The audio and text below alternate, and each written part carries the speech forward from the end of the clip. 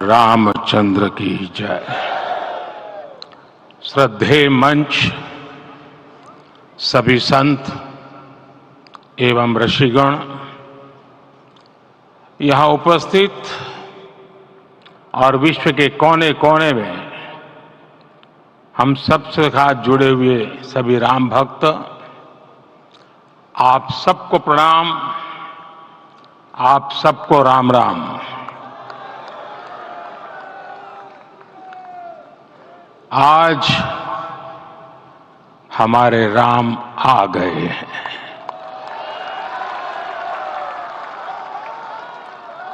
सदियों की प्रतीक्षा के बाद हमारे राम आ गए हैं। सदियों का अभूतपूर्व धैर्य, अनगिनत बलिदान, त्याग और तपस्या के बाद हमारे प्रभु राम आ गए हैं। इस शुभ घड़ी की आप सभी को, समस्त देशवासियों को बहुत बहुत बधाई। मैं अभी गर्भगृह में ईश्वरीय चेतना का साक्षी बनकर आपके सामने उपस्थित हुआ हूं। कितना कुछ कहने को है, लेकिन कंठ अवरुद्ध है। मेरा शरीर अभी भी स्पंदित है, चित्त अभी भी उस पल में लीन है।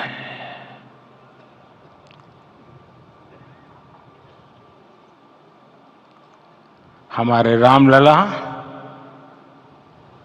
अब टेंट में नहीं रहेंगे।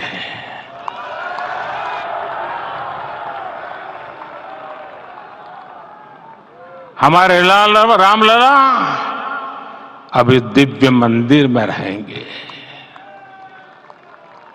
मेरा पक्का विश्वास है, अपार श्रद्धा है कि जो घटित हुआ है, इसकी अनुभूति देश के, विश्व के कोने कोने में राम भक्तों को हो रही होगी। ये क्षण अलौकिक है, ये पल पवित्रतम है। ये माहौल, ये वातावरण, ये ऊर्जा, ये घड़ी प्रभु श्री राम का हम सब पर आशीर्वाद है। 22 जनवरी 2024 का ये सूरज एक अद्भुत आभा लेकर आया है। 22 जनवरी 2024 ये कैलेंडर पर लिखी एक तारीख नहीं, ये एक नए काल चक्र का उद्गम है।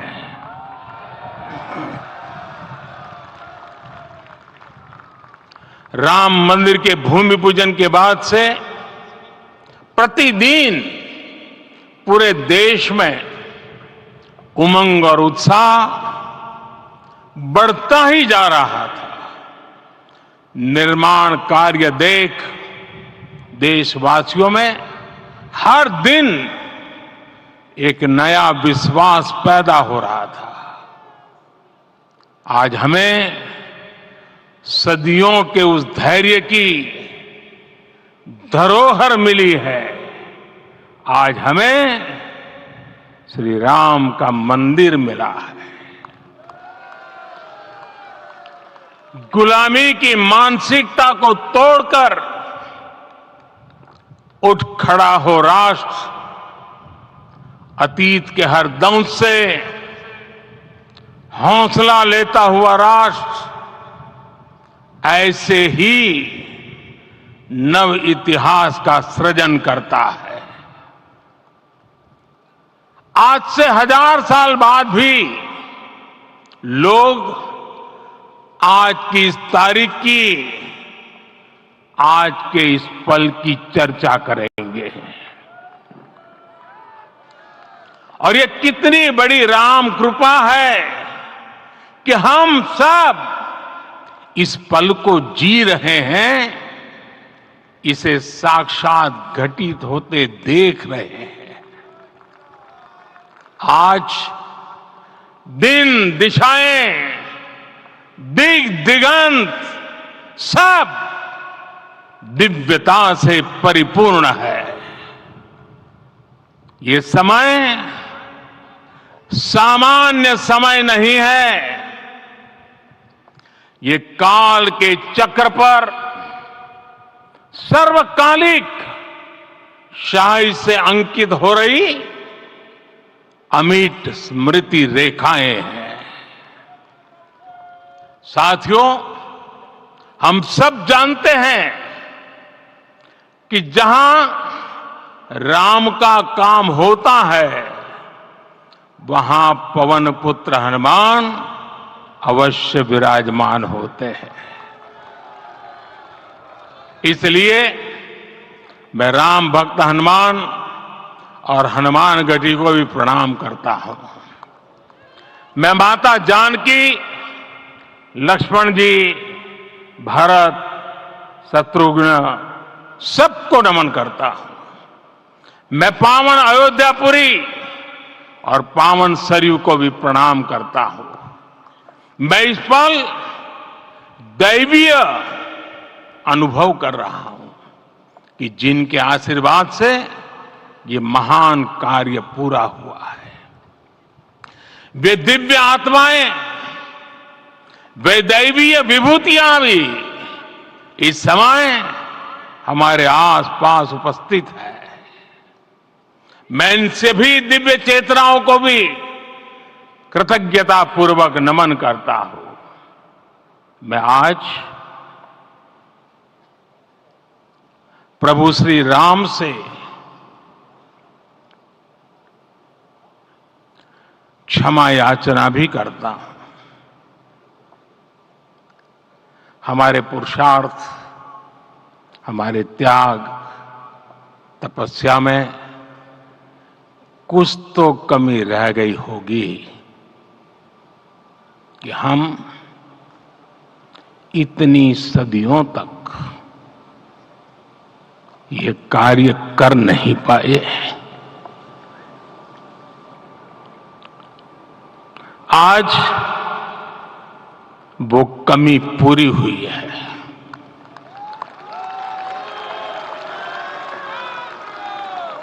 मुझे विश्वास है प्रभु राम आज हमें अवश्य क्षमा करेंगे।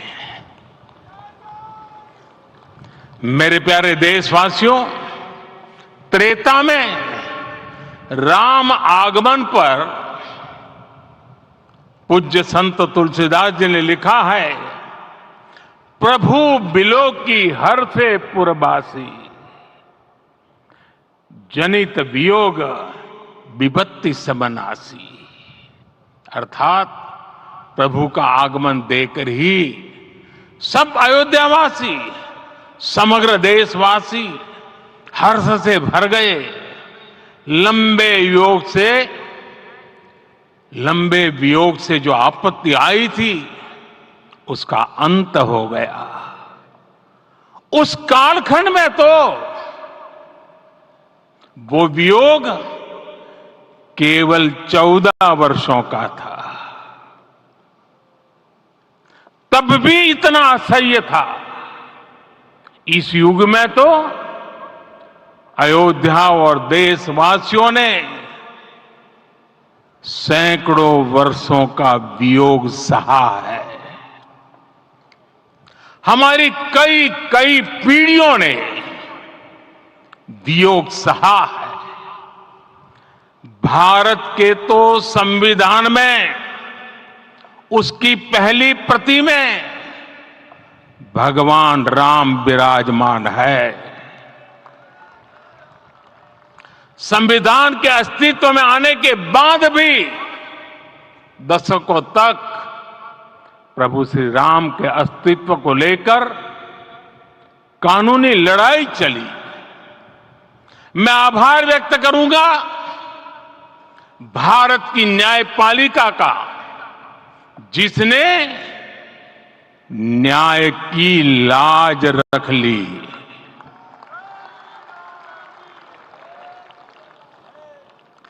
न्याय के पर्याय प्रभु राम का मंदिर भी न्यायबद्ध तरीके से ही बना। साथियों, आज गांव-गांव में एक साथ कीर्तन संकीर्तन हो रहे हैं। आज मंदिरों में उत्सव हो रहे हैं, स्वच्छता अभियान चलाए जा रहे हैं। पूरा देश आज दीपावली मना रहा है। आज शाम घर घर राम ज्योति प्रज्वलित करने की तैयारी है। कल मैं श्री राम के आशीर्वाद से धनुषकोडी में राम सेतु के आरंभ बिंदु अरिचल मुनाई पर था। जिस घड़ी प्रभु राम समुद्र पार करने निकले थे, वो एक पल था जिसने काल चक्र को बदला था। उस भावमय पल को महसूस करने का मेरा ये विनम्र प्रयास था। वहां पर मैंने पुष्प वंदना की। वहां मेरे भीतर एक विश्वास जगा कि जैसे उस समय काल चक्र बदला था, उसी तरह अब काल चक्र फिर बदलेगा और शुभ दिशा में बढ़ेगा।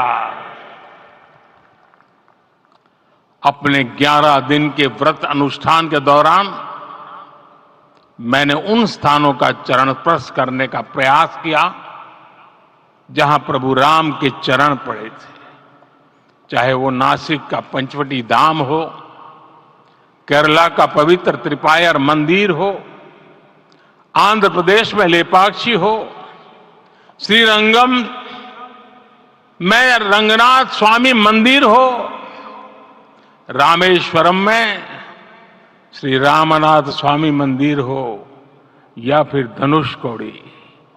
मेरा सौभाग्य है कि इसी पुनीत पवित्र भाव के साथ मुझे सागर से सरयू तक की यात्रा का अवसर मिला।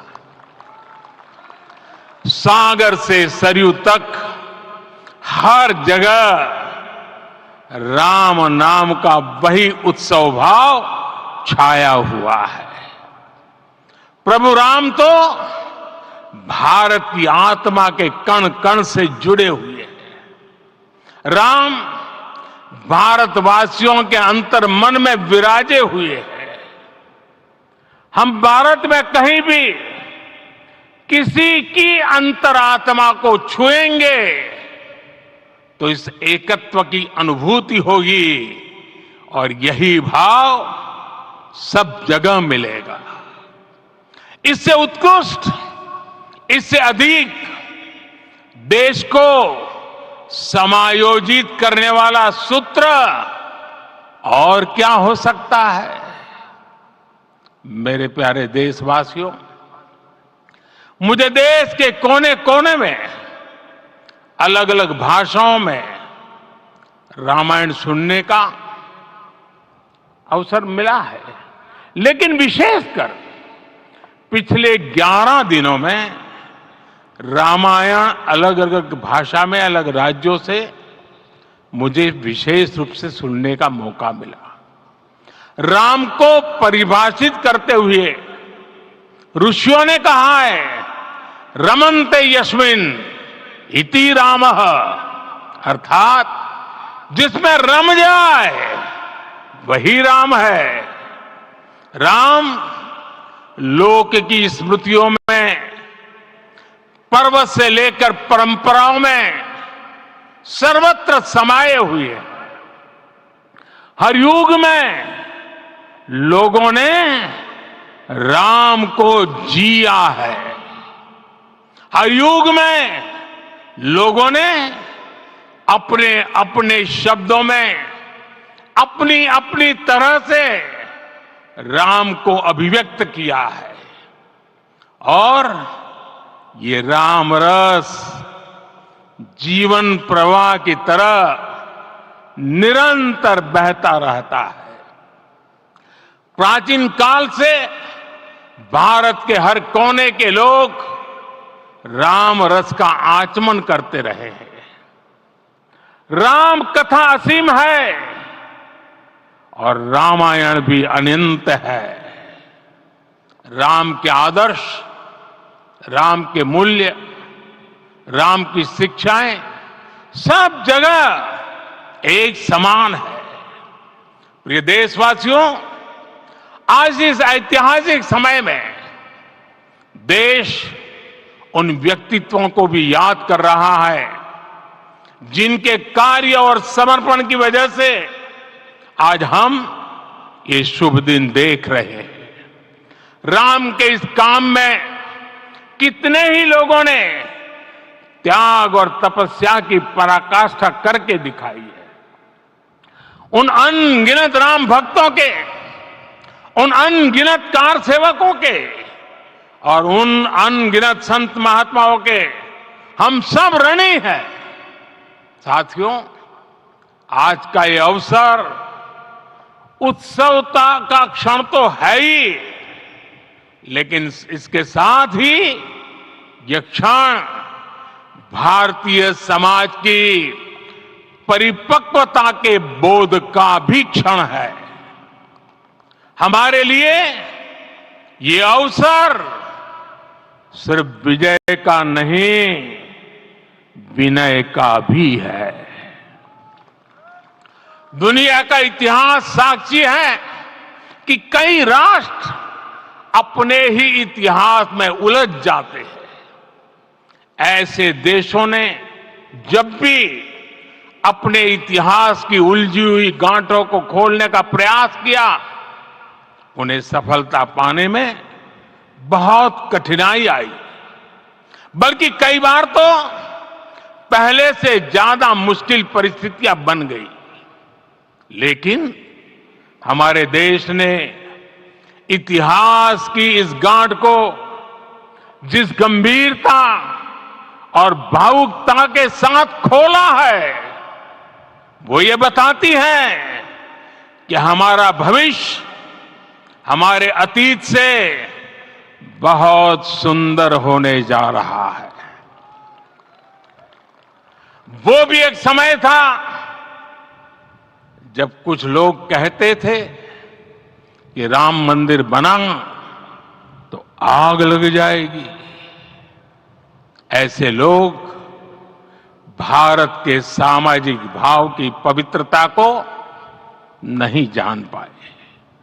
रामलला के इस मंदिर का निर्माण भारतीय समाज के शांति, धैर्य, आपसी सद्भाव और समन्वय का भी प्रतीक है। हम देख रहे हैं ये निर्माण किसी आग को नहीं, बल्कि ऊर्जा को जन्म दे रहा है। राम मंदिर समाज के हर वर्ग को एक उज्जवल भविष्य के पथ पर बढ़ने की प्रेरणा लेकर आया है। मैं आज उन लोगों से आह्वान करूंगा, आइए आप महसूस कीजिए, अपनी सोच पर पुनर्विचार कीजिए। राम आग नहीं है, राम ऊर्जा है। राम विवाद नहीं, राम समाधान है। राम सिर्फ हमारे नहीं है, राम तो सबके हैं। राम वर्तमान नहीं, सिर्फ वर्तमान ही नहीं, राम अनंत काल है। साथियों, आज जिस तरह राम मंदिर प्राण प्रतिष्ठा के इस आयोजन से पूरा विश्व जुड़ा हुआ है, उसमें राम की सर्वव्यापकता के दर्शन हो रहे हैं। जैसा उत्सव भारत में है, वैसा ही अनेक देशों में है। आज अयोध्या का यह उत्सव रामायण की उन वैश्विक परंपराओं का भी उत्सव बना है। रामलला की यह प्रतिष्ठा वसुधैव कुटुंबकम के विचार की भी प्रतिष्ठा है। साथियों, आज अयोध्या में केवल श्री राम के विग्रह रूप की प्राण प्रतिष्ठा नहीं हुई है, ये श्री राम के रूप में साक्षात भारतीय संस्कृति के प्रति अटूट विश्वास की भी प्राण प्रतिष्ठा है। ये साक्षात मानवीय मूल्यों और सर्वोच्च आदर्शों की भी प्राण प्रतिष्ठा है। इन मूल्यों की, इन आदर्शों की आवश्यकता आज संपूर्ण विश्व को है। सर्वे भवन्तु सुखिनः, ये संकल्प हम सदियों से दोहराते आए हैं। आज उसी संकल्प को राम मंदिर के रूप में साक्षात आकार मिला है।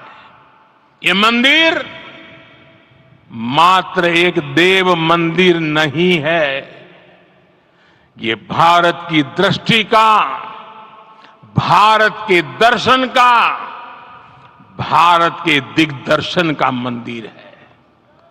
ये राम के रूप में राष्ट्र चेतना का मंदिर है।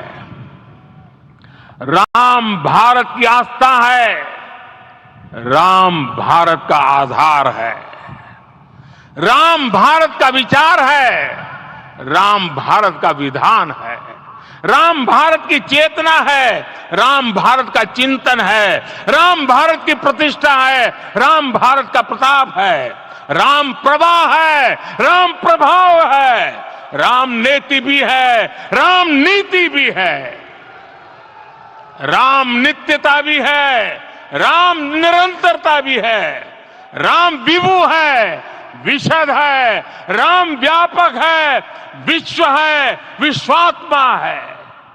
और इसलिए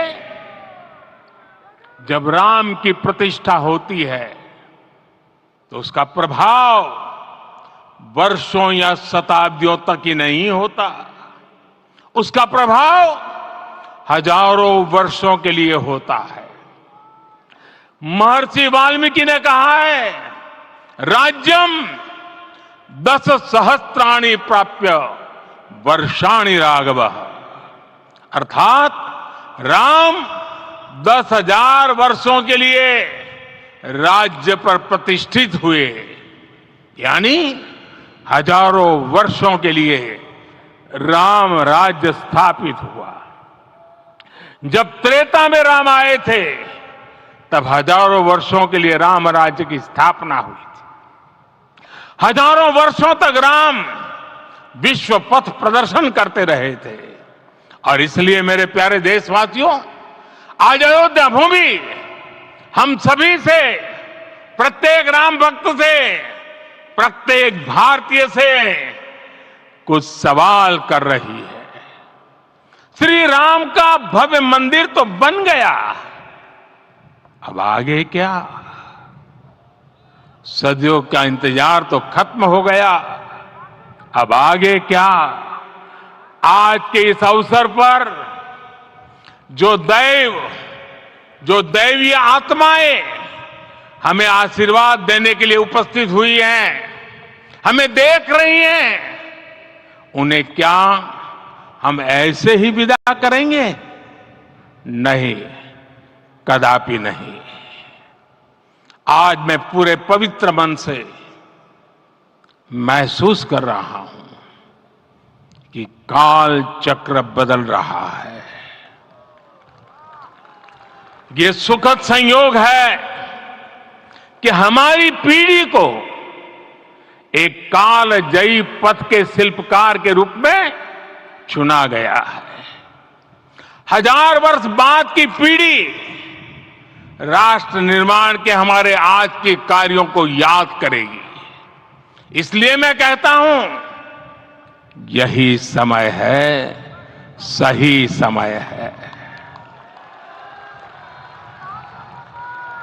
हमें आज से इस पवित्र समय से अगले 1000 साल के भारत की नींव रखनी है। मंदिर निर्माण से आगे बढ़कर अब हमें सभी देशवासी यही इस पल से समर्थ, सक्षम, भव्य, दिव्य भारत के निर्माण की सौगंध लेते हैं।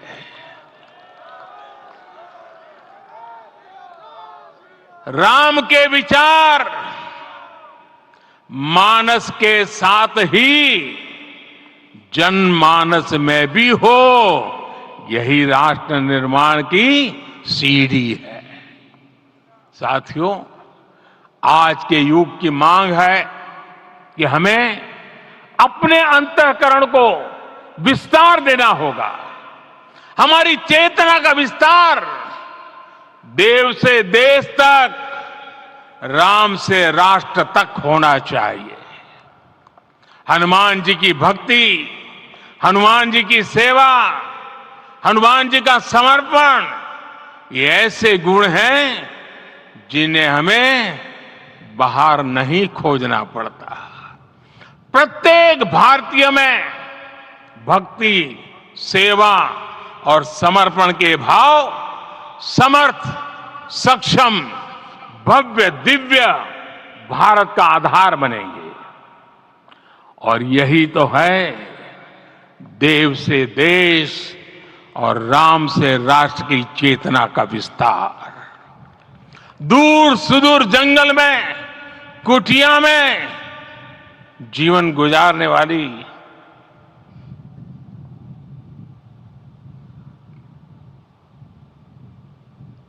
मेरी आदिवासी मां शबरी का ध्यान आते ही अप्रतिम विश्वास जागृत होता है। मां शबरी तो कब से कहती थी, राम आएंगे।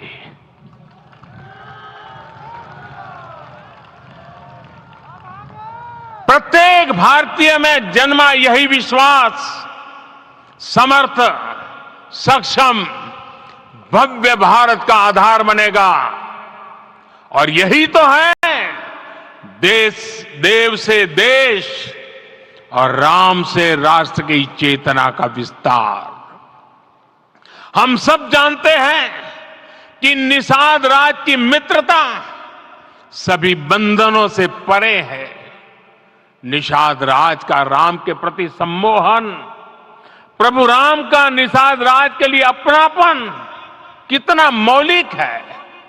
सब अपने हैं, सभी समान है। प्रत्येक भारतीय में अपनत्व की, बंधुत्व की ये भावना समर्थ, सक्षम, भव्य, दिव्य भारत का आधार बनेगी। और यही तो है देव से देश और राम से राष्ट्र की चेतना का विस्तार। साथियों, आज देश में निराशा के लिए रत्ती भर भी स्थान नहीं है।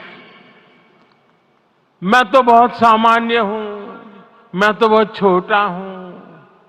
अगर कोई ये सोचता है तो उसे गिलहरी के योगदान को याद करना चाहिए।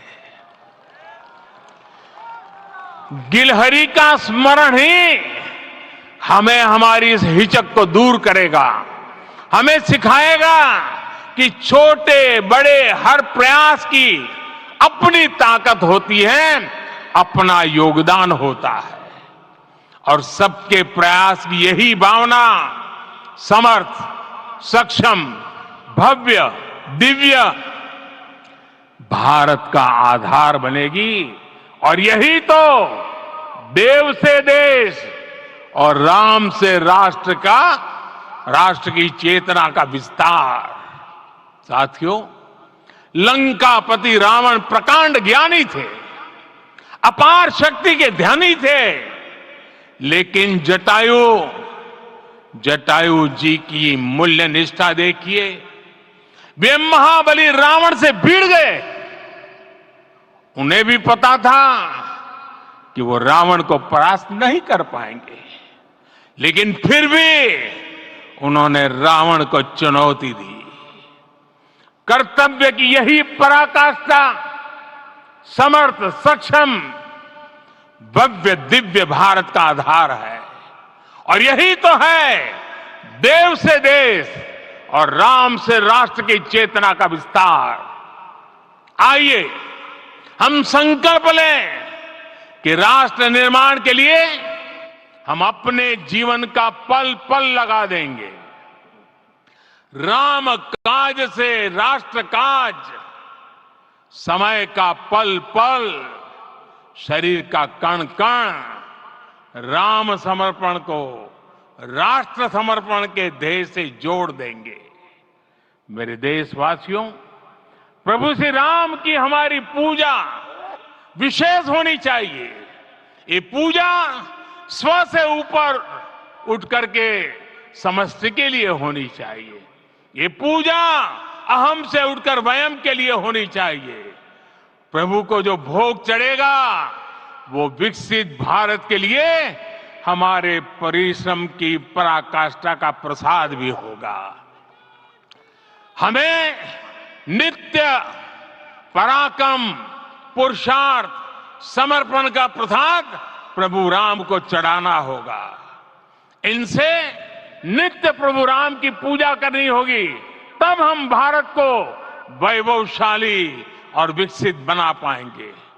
मेरे प्यारे देशवासियों, ये भारत के विकास का अमृत काल है। आज भारत युवा शक्ति की पूंजी से भरा हुआ है, ऊर्जा से भरा हुआ है। ऐसी सकारात्मक परिस्थितियां फिर न जाने कितने समय बाद बनेगी। हमें अब चूकना नहीं है, हमें अब बैठना नहीं है। मैं अपने देश के युवाओं से कहूंगा, आपके सामने हजारों वर्ष की परंपरा की प्रेरणा है। आप भारत की उस पीढ़ी का प्रतिनिधित्व करते हैं जो चांद पर तिरंगा लहरा रही है। वो 15 लाख किलोमीटर की यात्रा करके सूर्य के पास जाकर मिशन आदित्य को सफल बना रही है। जो आसमान में तेजस और सागर में विक्रांत का परचम लहरा रही है। अपनी विरासत पर गर्व करते हुए आपको भारत का नव प्रभात लिखना है। परंपरा की पवित्रता और आधुनिकता की अनंतता दोनों ही पथ पर चलते हुए भारत समृद्धि के लक्ष्य तक पहुंचेगा। मेरे साथियों, आने वाला समय अब सफलता का है। आने वाला समय अब सिद्धि का है। ये भव्य राम मंदिर साक्षी बनेगा भारत के उत्कर्ष का, भारत के उदय का। ये भव्य राम मंदिर साक्षी बनेगा भव्य भारत के अभ्युदय का, विकसित भारत का। ये मंदिर सिखाता है कि अगर लक्ष्य सत्य प्रमाणित हो, अगर लक्ष्य सामूहिकता और संगठित शक्ति से जन्मा हो, तब उस लक्ष्य को प्राप्त करना असंभव नहीं है। ये भारत का समय है और भारत अब आगे बढ़ने वाला है। शताब्दियों की प्रतीक्षा के बाद हम यहां पहुंचे हैं। हम सब ने इस युग का इस कालखंड का इंतजार किया है। अब हम रुकेंगे नहीं, हम विकास की ऊंचाई पर जाकर ही रहेंगे। इसी भाव के साथ रामलला के चरणों में प्रणाम करते हुए आप सभी को बहुत बहुत शुभकामनाएं। सभी संतों के चरणों में मेरे प्रणाम। सियावर रामचंद्र की, सियावर रामचंद्र की, सियावर रामचंद्र की।